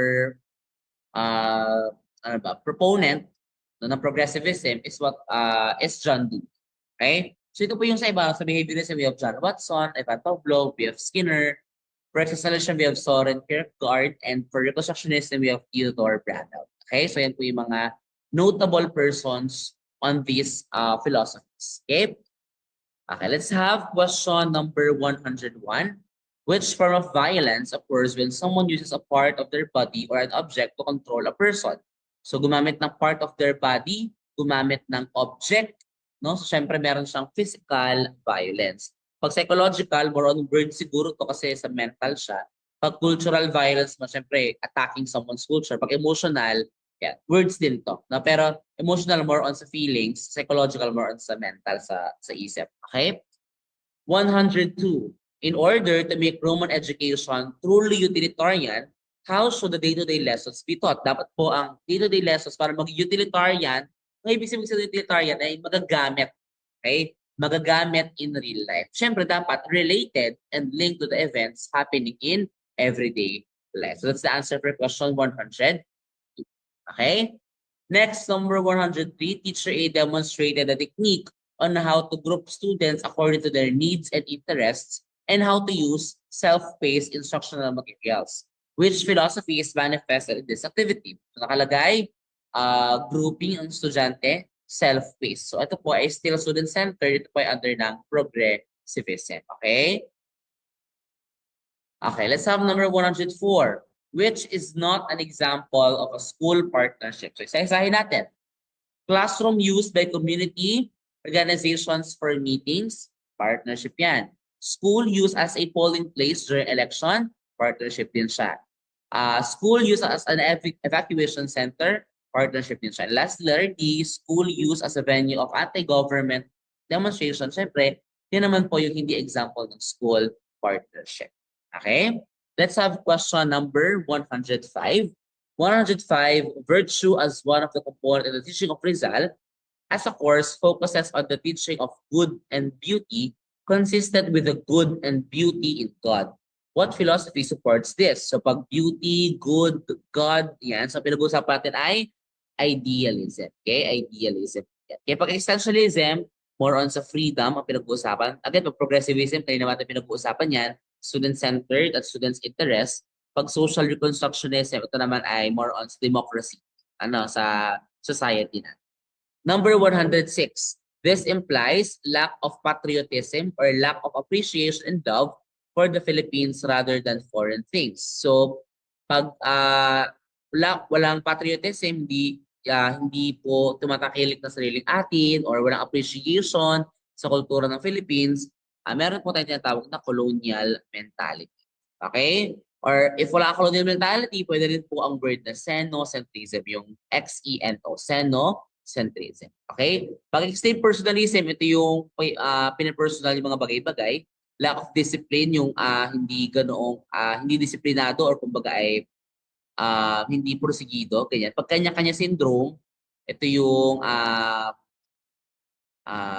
may pagkatalangka mentality rin to, crab mentality na walang pakialam sa iba, basta okay siya. So, kanya-kanya. Parang gano'n yung idea niya. Okay? Number 107, which is an application of the conflict theory. So, ang conflict theory po ay actually one of the proponents ay si Karl Marx. So, ang propose ni Karl Marx or ang idea ni Karl Marx sa conflict theory ay meron tayong mga thesis and antithesis or yung mga dalawang tao na magkalaban. Yung thesis usually sila yung powerful, yung antithesis sila yung mga powerless, and lalaban sila, no? And then, pag nagkasundo sila, ang tawag doon synthesis. Pero again, sabi ni Karl Marx, tuloy-tuloy lang yan. Yung synthesis, mawawala din, magkakaroon ulit ng panibagong thesis at antithesis, magkakaroon ulit ng conflict ng labanan, and then continuous process siya, no? So for given that explanation of conflict theory, pinaka-application po dito ay letter B. Schools must make learners understand that in life, there will always be the powerful and the powerless. Actually, we have three theories in sociology. No, we have functionalism, conflict theory, and also the symbolism. No, pag functionalism, sinasabi niya na each institution, each and every one of us ay mayroong role sa society. For example, yung schools, syempre ang role, ang function ng mga yan ay through educating students. Ang function ng ospital ay para sa medical care. Ang function ng church ay faith and religion. So, ganun siya. Conflict theory, sabi ko kanina. And then, si symbolism naman, sinasabi niya na ang society ay dictated most of the time by the symbols. For example, nakita mo naka-pearl necklace ay mayaman siya. Nakita mo, gusto yung damit niya ay pulubi siya, mahirap siya. So, we perceive society through the different symbols that we have. Okay? Next, we have number 108.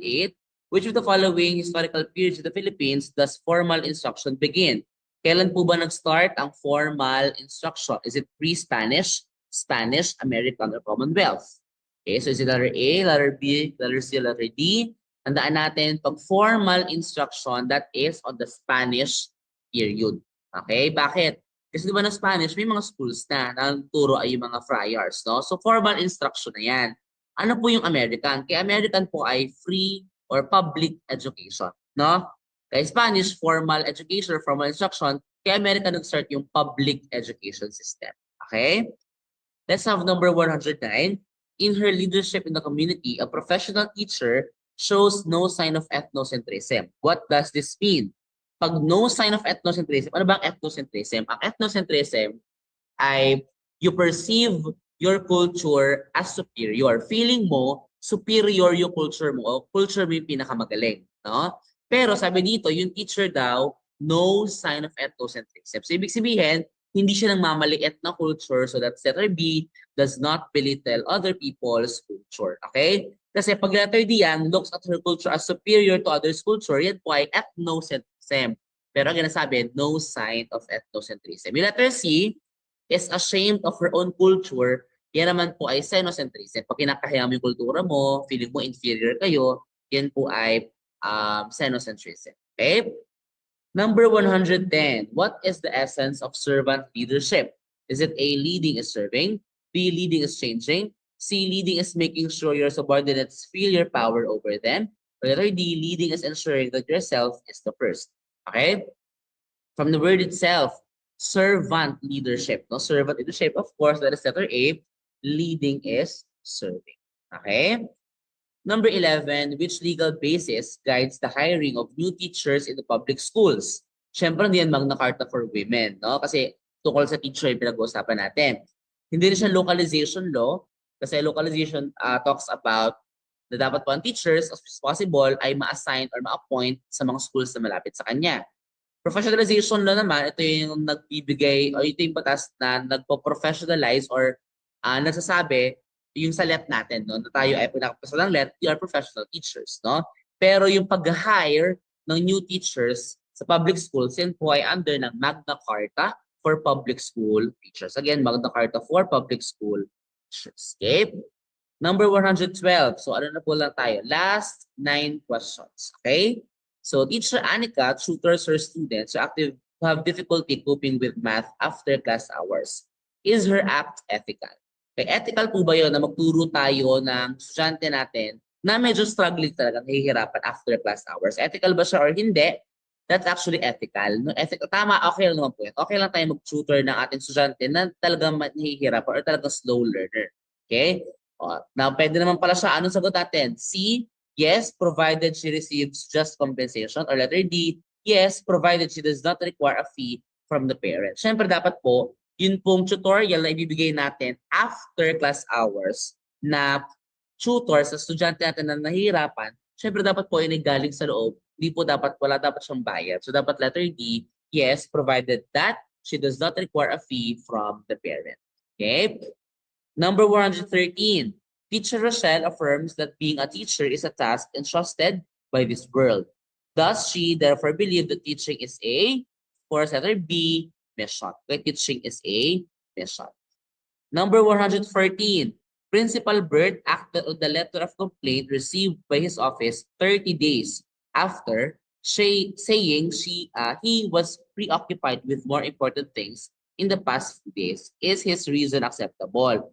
So syempre hindi po acceptable, no? Na 30 days niya na-replyan or in-acknowledge or nagbigay ng action doon sa letter. Dapat po ay according to RA 6713, dapat ang ating public officials ay mag-respond, no, must act or must acknowledge the request and letters within the 15 days from the receipt ng letter. The 15 days after ma-receive, dapat po ay makapag-act na or meron ng response doon sa letter of request or sa mga letters na ibinigay sa mga public officials. Okay?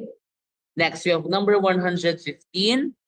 Once a teacher, forever a student. So ito rin yung kanina, no? What does this imply about quality personal and professional development for teachers? So ito nga lang, iba na yung choices. No? Kanina, very same yung question natin, pero iba na yung choices. Pero dapat same pa rin yung thought. Kanina, dapat ang teacher daw tuloy-tuloy na naghahanap ng avenue for learning. Meaning, naghahanap tayo ng iba't ibang ways to learn. For example, webinars, seminars, graduate schools, online courses, and so on. So yun yung sagot natin kanina. So dito, ano yung medyo kahawik nun? So dapat po, letter B, continuing. Sabihin, tuloy-tuloy po tayo or patuloy po tayo nag-aaral or nagiging estudyante. Okay? Last 5 questions po. Number 116, transforming certified skills into personal competence is the concern of which pillar of learning? Pag daw po yung certified skills nagiging competence na natin, yun po ba ay learning to do, learning to know, learning to be, or learning to live together? So daan, pag po certified skills, pag skills po, skills-based, yan po ay learning to do. Okay, learning to do. So ito yung 4 pillars, yung learning to know or learning to learn, yan po ay mostly academics, reading, numeracy, comprehension. Pag learning to do, skills na yan, or capacity to act or ability to apply knowledge. Pag learning to be, ito na yung holistic na as a learner, self-esteem, emotional intelligence, critical thinking, cultural awareness. Pag learning to live together na po, may involvement ng ibang tao. So it's more on socialization, communication, conflict resolution, cultural sensitivity. Okay? Number 117, in her desire to motivate students to study very well, teacher Mika posted the scores of all her students at the end of the periodic test. Is the act accordance with ethical principles? Ngayon, pwede po ba yon? Yes or no? Sige, ano po sagot natin? Yes or no? Pwede ba na i-post daw natin yung scores ng ating students sa periodical test? Pwede ba yon? Yes or no? Siyempre, hindi po pwede. It's not ethical. No? So isa lang naman yung no sa choices. So yun na po yung ating sagot. No, because it violates the principle of confidentiality of scores and so hindi tayo pwede talaga mag-quote. Kasi baka yung iba, ay na lang ipakita yung scores na mababa. Diba? So confidential siya. No? Kahit na maganda yung intention niya, to motivate the students, no? Kahit yun ay score lang, hindi pa siya grade, mali pa rin siya kasi still, confidentiality pa rin yung dapat natin i-practice in terms of that. Kaya nga dapat pag nagre-record tayo ng scores sa classroom, hindi pwede yung papasigawin natin sila. O halimbawa, Montenegro, papasigawin mo ng score niya, hindi pwede yun kasi malalaman ng iba yung score nila. So hindi rin pwede yung directly natin na ipapakita sa screen yung mga scores nila. So hindi rin. So dapat po talaga confidential. Okay? So do po ang sagot natin, letter A. 118, which of the following is best implied by quality and relevant teacher development initiatives? Again, implied by quality and relevant teacher development. Okay? So is it lifelong learning, focus on the non-performers, capacity building, or monitoring of experts? Of course, pag teacher development, dapat lifelong. Tuloy-tuloy. Lifelong learning, letter A. Next po natin, number 119, which according to RA 9155 is considered the heart of the formal education system. No? According daw sa Republic Act 9155, ano daw ba or sino ba ang the heart of the formal education system? Is it A, the pupil, B, the teacher, C, the classroom, or D, the school? O ano o sino ang heart of the formal education? According to RA 9155, that is the school. Okay? So you can see here sa ating screenshot ng batas, no, nakalagay dyan, naka-highlight on the school shall be the heart of the formal education system. So nakalagay talaga yan sa batas, RA 9155 or yung ating Governance of Basic Education Act of 2001. Okay, RA 9155, Governance of Basic Education Act of 2001. Okay. Number 120, the teacher performance results provided, last question na pala to. Last question natin, the teacher performance results provide continual blank to professional development. Is it A, guidance, B, assessment, C, support, or D, feedback? Okay, so po, yun po mga observations sa atin ni school heads, yun po ay continuous feedback. No? Kumbaga, at least, pag po ito mga ratings or mga results natin sa evaluation, it gives us feedback para po sa professional development natin as teachers. Okay? So, and that ends our 120 items professional education rationalization for final coaching with TCRC. Ayan. So, I hope you were able to learn something doon po sa ating 120 items na Gen Ed and 120 items na professional education. So, most of these ay mga actual board exam items na hopefully ay lumabas ulit sa board exam para at least alam nyo na yung sagot and sana makatulong na makakuha kayo ng mataas na rating for your board examination. Okay? So last part of my session, no? So I want you to pray for ito actually nung quick story time lang nung ako po ay nag-board exam, tatlo yung pinag-pray ko talaga, KKK, yung aking pinag-pray noong board exam. Bago mag-board exam, it's kaalaman, kalakasan, and kapayapaan. No? So I hope na I'm praying as well for your kaalaman, kalakasan, kapayapaan, and pray it for yourself as well. No? Kaalaman, meaning na sana lahat ng inaral natin, sana lahat ng inaral natin simula elementary hanggang college, hanggang board exam review, sana lumabas siya lahat pag sa board exam no? Or mag-appear siya pag kinakailangan natin sa board exam. No? So sana lahat ng na-review natin ay ma-retain natin sa actual board exam para maiwasan yung mental block. So pray natin yung kaalaman no? Or parang yung sa utak natin. You know? Next, pray for kalakasan or yung health natin. No? Kasi ang hirap po mag-board exam ng masakit ang ulo mo, nilalagnat ka. Actually, nga nung nag-board exam mo kami, konting ubo pa ako. Medyo nahihiya pa ako ng umupo. Pero since marami namang naubo sa classroom namin, hindi nag-ubuhan na kami doon. Wala namang problema. Na, pero, in a way, yung aking physical state naman, okay. No? May ubo lang ako, pero okay. Hindi masakit ang ulo ko. Hindi naman ako sinisipon. Hindi naman masakit yung katawan ko. So, okay ako physically. Kaya, maganda to take the board exam na physically healthy ka. Kasi, ang hirap na may mga iniinda kang sakit kasi baka maka-apekto siya on how you answer, on how you take the board examination. And lastly, ito yung pinakamahalaga for me, ipagdasal din natin, pinagdasal ko sa inyo, and sana pagdasal nyo rin on yourself, yung kapayapaan or yung peace. No? Ito yung kinakabada ko lagi na mangyari sa board exam kasi board exam siya eh. So parang final na to, ito na yung time para ano, kasi syempre, not to brag or anything naman, syempre ako pa ay gumraduate ng with honor. So syempre baka or ng may Latin honor.